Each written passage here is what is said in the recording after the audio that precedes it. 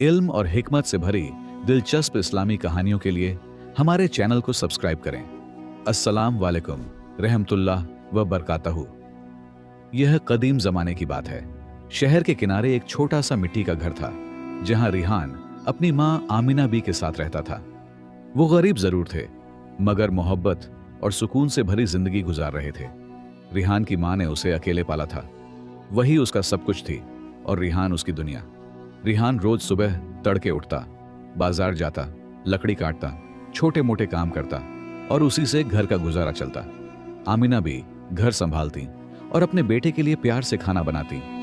यह सिलसिला बरसों से यूं ही चल रहा था, लेकिन एक दिन सब कुछ बदल गया। एक सुबह आमिना बी ने कमजोर आवाज में कहा, बेटा, मेरा सिर बहुत दर्द कर रहा है। रिहान घबरा गया। उसने फौरन मां का माथा छुआ। वह तेज बुखार से तप रही थी। पहले दिन रिहान ने सोचा शायद मामूली बुखार होगा, लेकिन एक दिन, 2 दिन और फिर पूरा हफ्ता गुजर गया। बुखार उतरने के बजाय और बढ़ता गया। आमिना भी दिन ब दिन कमजोर होती चली गई। रिहान की बेचैनी बढ़ने लगी। उसने मोहल्ले की सारी जड़ी बूटियां आजमा ली, हर नुस्खा अपनाया, मगर कोई फायदा ना हुआ। रात के सन्नाटे में रिहान सजदे में गिर गया। आंसू बहाते हुए बोला, या अल्लाह, मेरी मां को शिफा दे दे, तू ही मेरा सहारा है। अगली सुबह वह शहर के मशहूर हकीम यूनुस साहब को ले आया। हकीम ने आमिना बी को देखा, नब्ज टटोली, आंखें देखीं और फिर गहरी सोच में डूब गया। काफी देर बाद उसने भारी आवाज में कहा, बेटा, यह कोई आम बीमारी नहीं है। मैंने अपनी पूरी उम्र में ऐसी बीमारी नहीं देखी। रिहान का दिल धक से रह गया। हकीम ने आगे कहा, मैं सिर्फ दर्द कम करने की दवा दे सकता हूं, इलाज मेरे बस में नहीं। रिहान की आंखों से आंसू बह निकले। हकीम साहब, कोई ना कोई रास्ता तो होगा। मेरी मां ही मेरी पूरी दुनिया है। हकीम ने अफसोस से सिर हिलाया और कुछ जड़ी बूटियां देकर चला गया। रिहान कमरे के कोने में बैठकर रोने लगा। तभी दरवाजे पर दस्तक हुई। दरवाजा खोला तो सामने पड़ोस की सलीमा खाला खड़ी थी, जो आमिना बी की पुरानी दोस्त थी। उन्होंने पूछा, हकीम क्या कह गया बेटा? रिहान ने सारी बात बता दी। सलीमा खाला का चेहरा गंभीर हो गया। थोड़ी देर सोचकर बोली, बेटा, मैंने सुना है कि मशरिक की तरफ एक घने जंगल में एक बूढ़ा दरवेश हकीम रहता है। लोग कहते हैं वो ऐसे इलाज जानता है जो कोई और नहीं जानता। रिहान की आंखों में उम्मीद की एक किरण चमक उठी। वो कहां मिलेगा खाला? घने जंगल के अंदर, एक पुराने दरख्त के नीचे, मगर रास्ता बहुत खतरनाक है। रिहान ने मां की तरफ देखा। वह दर्द से कराह रही थी। उसका दिल मजबूत हो गया। मैं जाऊंगा, रिहान ने ठान लिया। आप मेरी मां का ख्याल रखना, मैं उन्हें ठीक करके ही लौटूंगा। उस रात उसने सफर की तैयारी की और अल्लाह से दुआ की। अगली सुबह सूरज निकलते ही रिहान ने मां के माथे पर प्यार किया और चुपचाप घर से निकल पड़ा। सुबह की ठंडी हवा में रिहान अपने घोड़े पर सवार होकर मशरिक की तरफ चल पड़ा। शहर से बाहर निकलते ही रास्ता सुनसान होने लगा। घरों की जगह अब खेत और खेतों की जगह झाड़ियां दिखने लगीं। रिहान के दिल में डर भी था, मगर मां की मोहब्बत उस डर से कहीं ज्यादा थी। जैसे जैसे वह आगे बढ़ता गया, पेड़ घने होते चले गए। सूरज की रोशनी जमीन तक मुश्किल से पहुंच पा रही थी। चारों तरफ अजीब सी खामोशी छाई हुई थी। कभी कभी दूर से परिंदों की आवाज आती और कभी पत्तों के हिलने की। पूरा दिन सफर करने के बाद शाम ढलते ढलते रिहान एक विशाल पुराने दरख्त के पास पहुंचा। दरख्त के नीचे एक बूढ़ा आदमी बैठा था। सफेद लंबी दाढ़ी, झुका हुआ बदन और आंखों में अजीब सी चमक। वह गहरी सोच में डूबा हुआ लग रहा था। रिहान घोड़े से उतरा और अदब से बोला, अस्सलाम वालेकुम बाबा। बूढ़े ने धीरे धीरे आंखें खोली, जैसे उसे पहले से पता हो कि कोई आने वाला है। वालेकुम सलाम बेटे, उसने शांत आवाज में कहा। मैं जानता हूं तुम क्यों आए हो। रिहान चौंक गया। आप मुझे जानते हैं? बूढ़ा हल्का सा मुस्कुराया। नाम नहीं जानता, मगर दर्द पहचानता हूं। रिहान की आंखें भर आईं। वह उनके सामने बैठ गया और बोला, मेरी मां बहुत बीमार है, कोई इलाज नहीं मिल रहा, कृपया मेरी मदद कीजिए। बूढ़े दरवेश ने गहरी सांस ली, कुछ पल खामोश रहा, फिर बोला, यह बीमारी इंसानों की नहीं है बेटे, यह जिन्नाती असर है। यह सुनते ही रिहान के शरीर में सनसनी दौड़ गई। जिन्न? उसने कांपती आवाज में पूछा। क्या सच में? हाँ, दरवेश ने गंभीरता से कहा।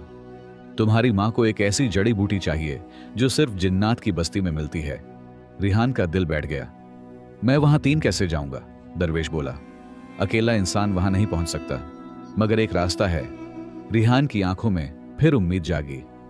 कौन सा रास्ता? मगरिब की तरफ, पहाड़ों के पार एक शहजादी का महल है, वही तुम्हारी मदद कर सकती है। लेकिन दरवेश ने चेतावनी दी, वह रास्ता मौत से भरा है। रिहान ने बिना सोचे कहा, अगर मेरी मां बच सकती है तो मैं हर खतरा उठाने को तैयार हूं। दरवेश ने उसकी आंखों में देखा, फिर एक चमड़े का पुराना नक्शा निकाला और कुछ ताबीज उसके हाथ में दिए। इन्हें संभाल कर रखना, उसने कहा, ये तुम्हारी हिफाजत करेंगे। अगली सुबह रिहान मगरिब की तरफ चल पड़ा। दिन दिन भर सफर, रातें खुले आसमान के नीचे, कभी भूख, कभी प्यास, कभी डर। 5वें दिन वह पहाड़ों के पास पहुंचा। रास्ते पत्थरीले हो गए, हवाएं ठंडी और तेज। 10वें दिन उसने एक छोटा सा गांव देखा। गांव के बूढ़े ने चेतावनी दी, उस महल से कोई वापस नहीं आया। लेकिन रिहान नहीं रुका। 15वें दिन खाना खत्म हो गया, घोड़ा थक कर बैठ गया। भूख और थकान से चूर रिहान एक पेड़ के नीचे गिर पड़ा। अम्मी, उसकी आंखों से आंसू बहने लगे। मैं माफी चाहता हूं। उसी रात उसे एक अजीब सपना आया। एक सफेद परिंदा उसके पास आया और बोला, उठो रिहान, तुम्हारी मंजिल करीब है। आंख खुली तो वास्तव में वह सफेद परिंदा सामने बैठा था। परिंदा उड़ता और थोड़ी दूर जाकर रुक जाता। रिहान ने आखिरी हिम्मत जुटाई और उसके पीछे चल पड़ा। रिहान सफेद परिंदे के पीछे पीछे चलता रहा। पैर लड़खड़ा रहे थे, सांसें भारी थीं, मगर आंखों में उम्मीद जिंदा थी। थोड़ी ही दूर चलने के बाद एक ठंडी सी आवाज सुनाई दी, चल चल। परिंदा एक झरने के पास जा बैठा। रिहान ने झरने का पानी पिया। पानी जैसे ही गले से उतरा, उसके बदन में नई ताकत दौड़ गई। घोड़े ने भी पानी पिया और ताजा हो गया। पास ही फलदार पेड़ थे। रिहान ने फल तोड़े, खाया और अल्लाह का शुक्र अदा किया। परिंदा फिर उड़ चला। शाम ढलने लगी थी, आसमान सुर्ख हो चुका था। तभी दूर पहाड़ी पर एक अजीब सी रोशनी दिखाई दी। जैसे जैसे रिहान आगे बढ़ा, एक खूबसूरत महल उसके सामने था। सफेद पत्थरों से बना, ऊंचे ऊंचे दरवाजे और रहस्यमयी चमक। यही है, रिहान ने खुद से कहा, शहजादी का महल। अजीब बात यह थी कि वहां कोई पहरेदार नहीं था, न कोई इंसान, न कोई आवाज, चारों तरफ सन्नाटा। परिंदा महल के अंदर उड़ गया। रिहान ने घोड़ा बाहर बांधा और हिम्मत करके अंदर दाखिल हुआ। अंदर का नजारा उसकी आंखें चौंधिया गया। सोने चांदी से सजा फर्श, रंग बिरंगे पर्दे और कीमती दीवारें, लेकिन कोई भी मौजूद नहीं था। परिंदा एक कमरे में गया। वहां एक बड़ी मेज पर लजीज खाना रखा था। रिहान कई दिनों से भूखा था, उसका दिल ललचा गया। परिंदा मेज पर बैठा और खाने की तरफ इशारा किया। रिहान ने अल्लाह का नाम लिया और खाना खाने लगा। जैसे ही उसने आखिरी निवाला खाया, कमरे की हवा बदल गई। अचानक उसके सामने एक बदसूरत औरत खड़ी थी। झुर्रियों से भरा चेहरा, बिखरे बाल और गहरी आंखें। रिहान का दिल धक से रह गया। डरो मत मुसाफिर, औरत ने कहा, मैं तुम्हें नुकसान नहीं पहुंचाऊंगी। आप कौन हैं? रिहान ने हिम्मत करके पूछा। वह औरत हल्की सी मुस्कुराई। मैं इस महल की शहजादी हूं, मेरा नाम नूरजहां है। रिहान हैरान रह गया। लेकिन आप? नूरजहां ने आह भरी। पहले मैं बहुत खूबसूरत थी, एक जिन्न शहजादे ने मुझ पर लानत डाल दी। क्यों? रिहान ने पूछा।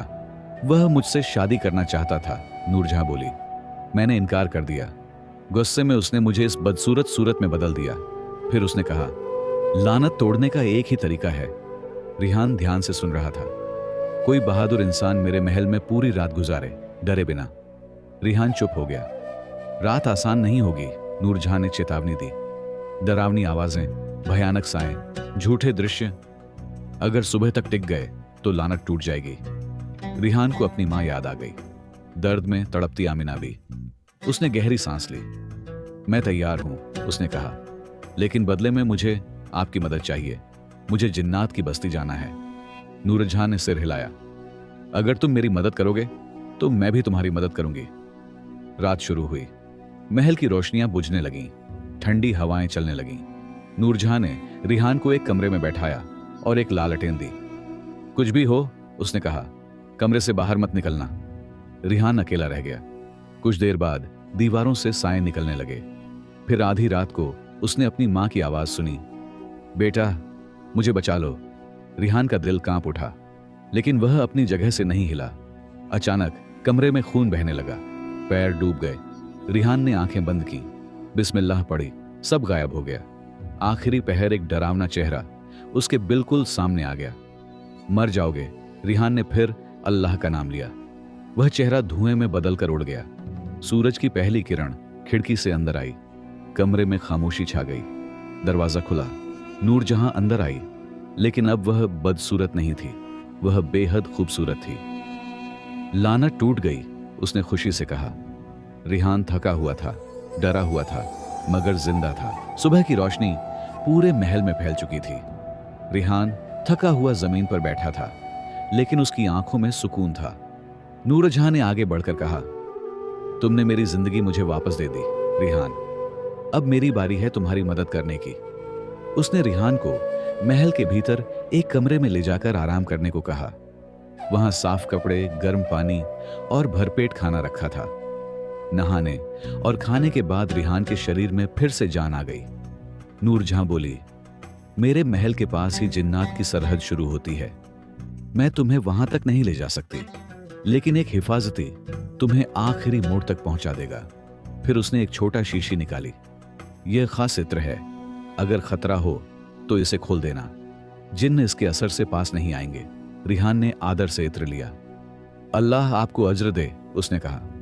कुछ ही देर में नूरजहां का हिफाजती रिहान को पहाड़ी रास्तों से आगे ले चला।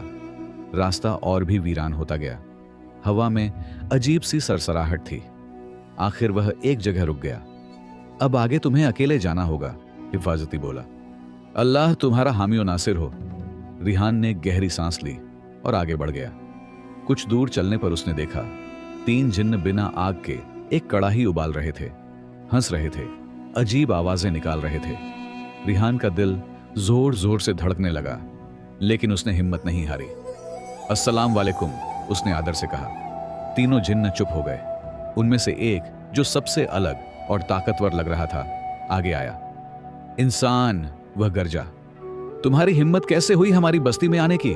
रिहान ने सिर झुकाया। मैं अपनी मां के इलाज के लिए आया हूं। जिन्न शहजादा उसे गौर से देखने लगा। तुम वही हो, उसने कहा, जो नूरजहां के महल में रात गुजार आया। उसकी आंखें गुस्से से लाल हो गईं। तुम्हारी वजह से वह मेरे हाथ से निकल गई। रिहान कुछ कह पाता, उससे पहले जिन्न शहजादे ने हाथ उठाया। चुप, दूसरे जिन्हों ने कहा, इसे मारना ठीक नहीं, इस पर नींद का जादू डाल दो। अचानक रिहान की आंखें भारी होने लगीं। उसका शरीर जमीन पर गिर पड़ा। सब कुछ अंधेरे में डूब गया। उधर नूरजहां को खबर मिली।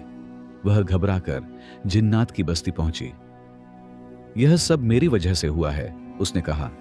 रिहान को छोड़ दो, वह बेगुनाह है। जिन्न शहजादा मुस्कुराया। अगर तुम मुझसे शादी कर लो तो मैं उसे जगा दूंगा।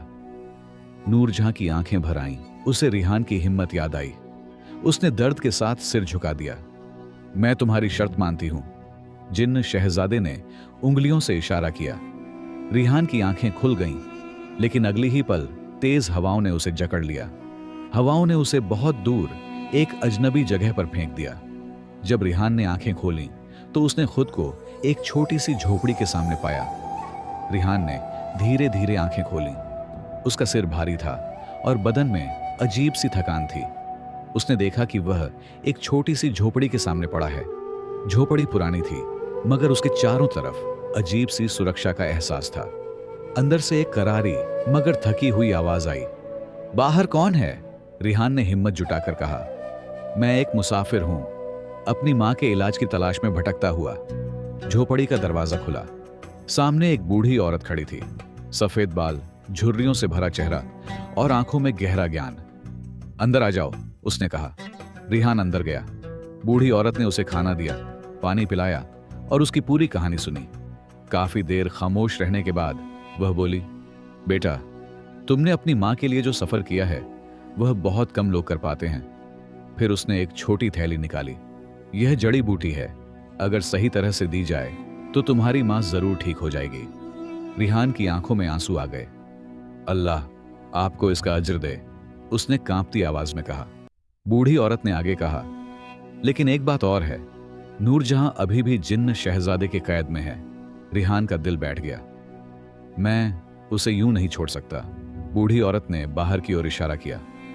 पास के जंगल में 3 जिन्न लड़के रहते हैं। उनके पास 3 जादुई चीजें हैं, एक जादुई कालीन, एक जादुई टोपी और जादुई जूते। अगर ये तीनों मिल जाएं, तो तुम नूरजहां को भी बचा सकते हो। रिहान ने इरादा कर लिया। अगली सुबह वह जंगल की तरफ गया। वहां उसने देखा 3 जिन्न लड़के आपस में लड़ रहे थे। रिहान ने चालाकी से कहा, क्यों न दौड़ लगाई जाए, जो जीते वह सबसे ताकतवर। जैसे ही तीनों दौड़े, रिहान ने तीनों जादुई चीजें उठाईं, टोपी पहनी और गायब हो गया। कालीन पर बैठा और उड़ गया। सीधे नूरजहां के महल पहुंचा। जिन्न शहजादा महल में अकेला था। रिहान ने जादुई जूतों से नूरजहां को अदृश्य किया और दोनों कालीन पर बैठकर तेजी से उड़ चले। कुछ ही देर में वे अपने शहर पहुंच चुके थे। रिहान ने दौड़कर जड़ी बूटी अपनी मां को दी। कुछ ही दिनों में आमिना भी पूरी तरह स्वस्थ हो गई। उन्होंने नूरजहां को गले लगाया। आज से तुम मेरी बेटी हो। कुछ समय बाद रिहान और नूरजहां का निकाह हुआ। यह कहानी हमें सिखाती है कि मां की दुआ, सब्र और हिम्मत हर नामुमकिन को मुमकिन बना देती है। दोस्तों, अगर कहानी अच्छी लगी हो तो लाइक जरूर करें और एक प्यारा सा कमेंट छोड़ें। अपने शहर और मुल्क का नाम भी बताइए। इंशाअल्लाह फिर मिलेंगे एक नई कहानी के साथ। तब तक अपना ख्याल रखें। अल्लाह हाफिज।